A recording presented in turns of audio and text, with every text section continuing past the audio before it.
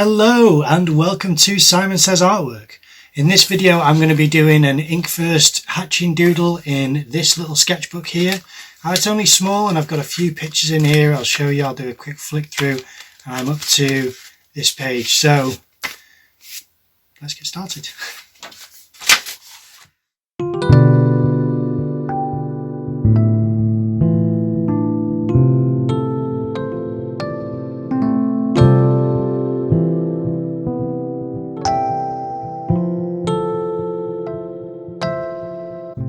This little sketchbook is something which I should use more often.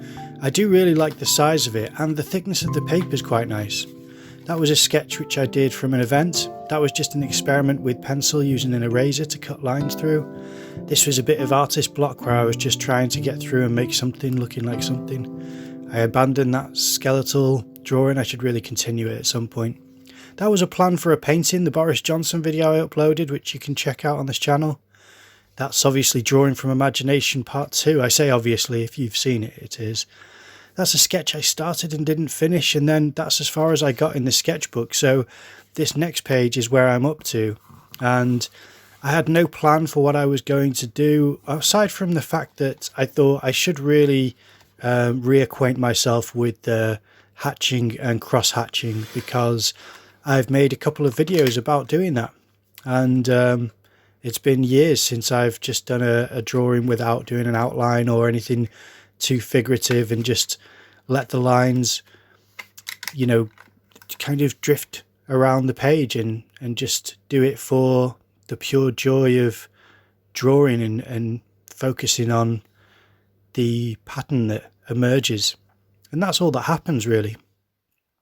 When I do these types of things, all these little decisions that I make are based on how my hand turns whilst I'm doing it, and what I think about as soon as I've made the first mark or the first row of lines. It's something which I recommend trying to do, just because even if your lines aren't neat and uniform, it will become something which is a patchwork of tone. And the way that I see it is that if you colour something in black, then that's as dark as it will go. And then if you leave it white, it's as light as it'll go.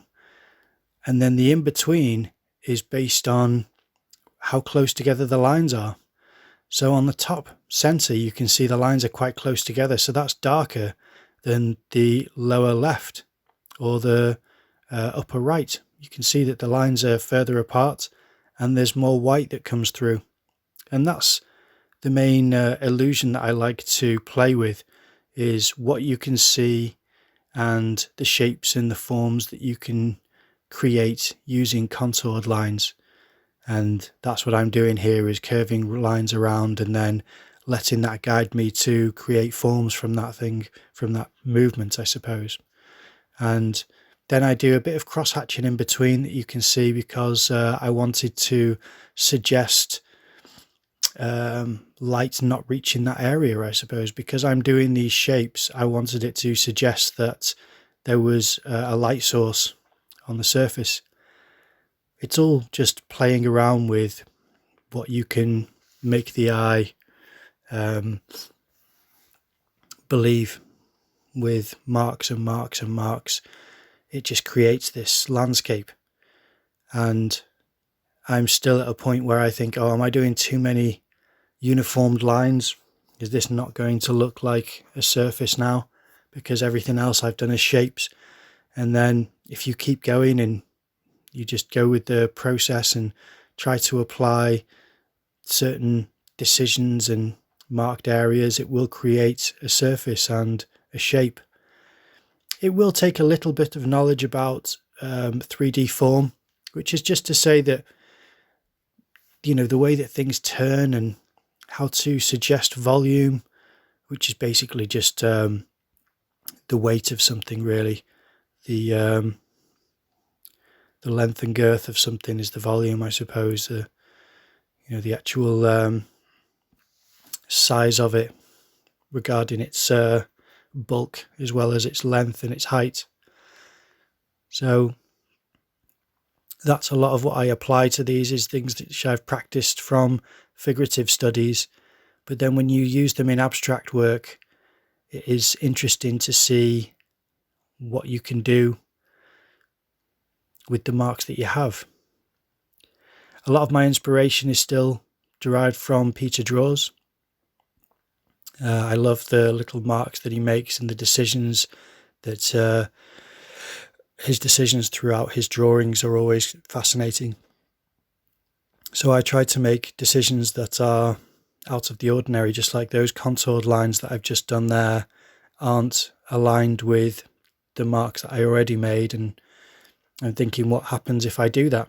Now, I'm still constrained by my own need for uniformity, so I will try to force everything into some sort of flow pattern, because if there's been a certain amount of that already, then I don't want to abandon that too early. And then at the top of the page, I just think maybe if I make it like, large upward slopes, it will look either like, how do I explain it? I suppose, as though it was snow-capped kind of hills, or, like a cliff edge, or those rounded fantasy palaces that happen in films like The Wizard of Oz, where instead of it being spikes, it's all curves and as if it's made out of ice cream. Things like that make me think there are possibilities to change shapes, and it won't look like these things that I'm using as kind of prompts for myself to go with a certain start. It's not that I'm trying to achieve the actual look, it's more this shape I've seen before, and if I push it in that direction, then who knows what it can become. And with this, I still couldn't describe to anyone what it is that I've drawn. It's such a strange image, but as I said, it was just trying to familiarize myself with the process of hatching again, because I just haven't done it for years. With me being in university, there was no call for it and there was no interest from the tutors. So that's where I got. I hope you liked it. Okay, so that is the drawing done. Now, I did quite enjoy it. It was a little bit difficult here and there, but I thought it turned out quite interesting still. I hope you enjoyed the video. If you did, then please leave a like, comment down below, subscribe to the channel, ring that notification bell, and I will see you in the next video.